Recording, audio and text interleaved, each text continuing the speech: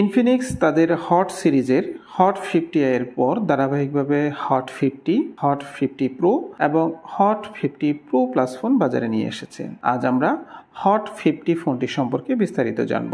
ফোনটির height 6.61 inch with 2.98 inch, thickness 0.30 inch এবং ফোনটির ওজন 187 gram. Glass front, plastic bag, plastic ফ্রেমে বিল্ড ফোনটিকে যে কোনো সাইড থেকে দেখলেই বেশ প্রিমিয়ামই লাগে। বিশেষত হট 50i থেকে এর ক্যামেরা মডিউলের যে ডিজাইন সেটিতে বেশ পরিবর্তন এনেছে ইনফিনিক্স। 50 মেগাপিক্সেলের মেইন ক্যামেরার সাথে আরও দুটি ক্যামেরা সেকশন থাকলেও সেগুলো কত মেগাপিক্সেলের ক্যামেরা সে বিষয়ে স্পেসিফিক কোনো তথ্য পাওয়া যায়নি। ক্যামেরা সেকশনের পাশেই রয়েছে ফ্ল্যাশ লাইটের সেকশন। রাইট সাইডে ভলিউম কে নিচেই দেওয়া হয়েছে পাওয়ার বাটন। অ্যাজ ইউজুয়াল পাওয়ার বাটনের সাথে ইন্টিগ্রেট করে দেওয়া আছে ফিঙ্গারপ্রিন্ট সেন্সর। লেফট সাইডে রয়েছে সিম কার্ড ট্রে, যেটিতে দুটি ন্যানো সিম এবং একটি এক্সটার্নাল এসডি কার্ড স্লট রয়েছে।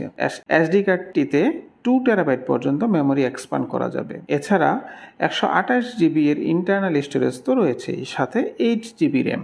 র্যাম টাইপ হচ্ছে LPDDR4X এবং স্টোরেজ টাইপ হচ্ছে UFS।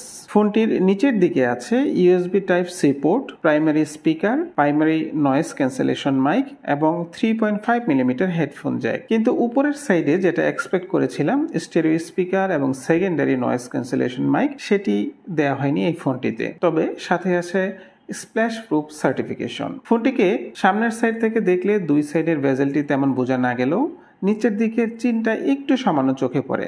এছাড়া উপরের দিকে 5 হোল কাট আউটের সাথে রয়েছে 8 মেগাপিক্সেলের সেলফি ক্যামেরা। 6.78 ইঞ্চির ডিসপ্লেতে স্ক্রিন টু বডি রেশিও 90% এর মতো।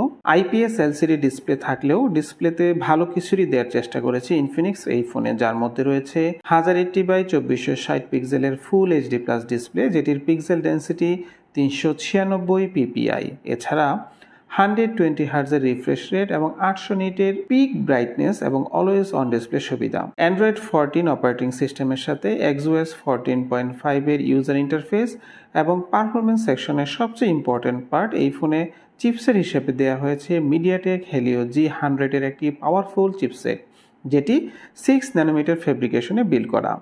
এছাড়া অক্টাকোর সিপিইউ এর সাথে মালি G57 MC2 এর জিপিইউ রয়েছে ফোনটিতে। ফোনটির সাথে ইনফিনিক্স 5 বছরের পারফরমেন্স TUF ফ্লুয়েন্সি এর সার্টিফিকেশন দিচ্ছে, কিন্তু বাস্তবিক অর্থে কত বছর ভালো পারফর্ম করতে পারবে সেটি সময় বলে দিবে। 5000 mAh এর ব্যাটারির সাথে বক্সেই থাকছে 18 ওয়াটের একটি চার্জার।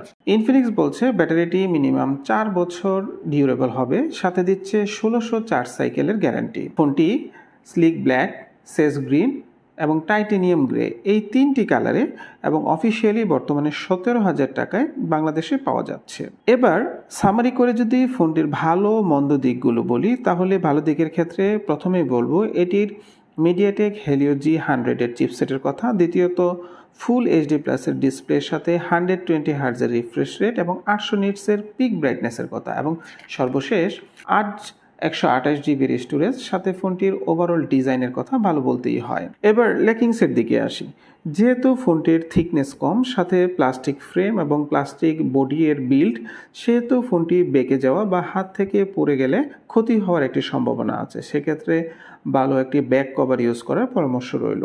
দ্বিতীয়ত স্ক্রিন প্রোটেকশনের ব্যাপারে স্পেসিফিক কোনো তথ্য দেয়া নেই ইনফিনিক্সের এই ফোনে, তাই একটি স্ক্রিন প্রোটেক্টর ইউজ করা যেতে পারে। তৃতীয়ত ফোনটিতে কোনো স্টেরিও স্পিকার নেই এবং নেই কোনো সেকেন্ডারি নয়েজ ক্যান্সেলেশন মাইক। এছাড়া 18 ওয়াটের চার্জারটাকেও কিছুটা ইমপ্রুভ করতে পারতো ইনফিনিক্স, কারণ এই বাজেটে অন্যান্য ফোন 30 থেকে 33 ওয়াটও অফার করছে। এছাড়া সর্বশেষ যেটা বলবো, 8 মেগাপিক্সেলের সেলফি ক্যামেরাটা 8 মেগাপিক্সেল না হয়ে মিনিমাম 13 মেগাপিক্সেল হলে আরেকটু ভালো হতো। এখন আপনাদের কি মনে হয়, সব মিলিয়ে 17,000 টাকায় কেমন হবে ফোনটি? কমেন্ট বক্সে জানাতে পারেন। আর হ্যাঁ, এ পর্যন্ত সাথে থাকার জন্য আপনাদেরকে ধন্যবাদ।